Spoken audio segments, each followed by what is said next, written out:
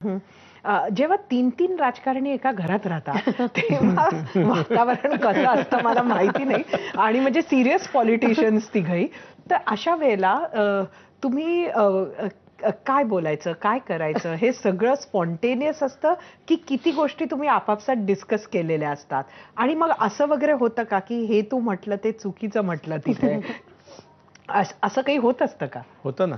हं? शेवटी म्हणजे आम्ही जेव्हा बऱ्याच वेळेला म्हणजे अलीकडे बसणं फार कमी होतं म्हणजे डिस्कशन. पण महिन्यातनं 15 दिवसातनं गेल्या 15 दिवसात काय झालं, पुढच्या 15 दिवसात काय करायचंय याची चर्चा होते आणि त्याच्यातले काही गोष्टी हिने काय केलेल्या असतात ज्या मला पटत नाही किंवा पटल्या तर ते अप्रिशिएट करतो, नाही पटल्या तर इथे थोडंसं तू चुकली आहेस हे शेवटी मोठ्या भावाच्या ह्याच्याने सांगतो. आता थोडंसं करेज गॅदर करून पप्पा सुद्धा कुठे कुठे जर समजा हे झाले तर आम्ही दोघं मिळून आज आपण हे बोलूया. म्हणजे मग we keep the same track.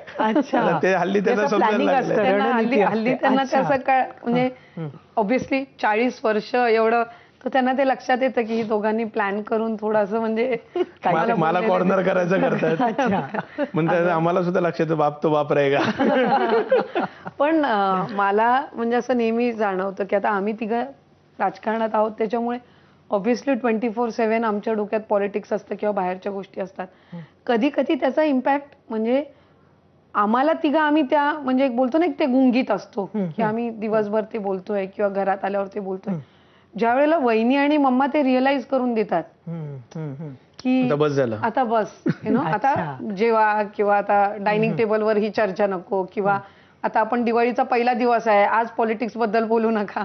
So ते कधी कधी त्यावेळेला लक्षात येतं की आपण 24 तास त्याच्यामध्ये असणं हे कधी कधी अवतीभोवतीच्या ह्याच्यावर परिणाम होतो. किती इम्पॅक्ट त्या तर जेव्हा आम्ही बसलो आणि कारण काही ना काहीतरी दिवसभरातलं चालू असतं, एकतर राजकारणातलं चालू असतं किंवा दिवसभरात कुठे कुठे काय काय झालं या बाबतीतली चर्चा असते. मग शेवटी मम्मी म्हणते जेवताना तरी शांतपणाने जेवा. कारण ते बऱ्याच वेळेला नंतर मुद्दाहून त्यांना प्रश्न विचारते किंवा आम्हाला सुद्धा प्रश्न विचारते, तुम्ही आज काय जेवलात? अच्छा. हा, म्हणजे she keeps our senses in place. असं तो एक हे असतं. मग तिला उत्तर देण्यासाठी का होईना राजकारणात आपण काय तिथे खातोय ह्याच्याकडे पण लक्ष राहत नाही इतकं. अच्छा. ती पप्पांना तर विचारते 10 मिनिटांनी तुम्ही कुठली भाजी खाल्ली होती. He has to think and for 2-3 minutes.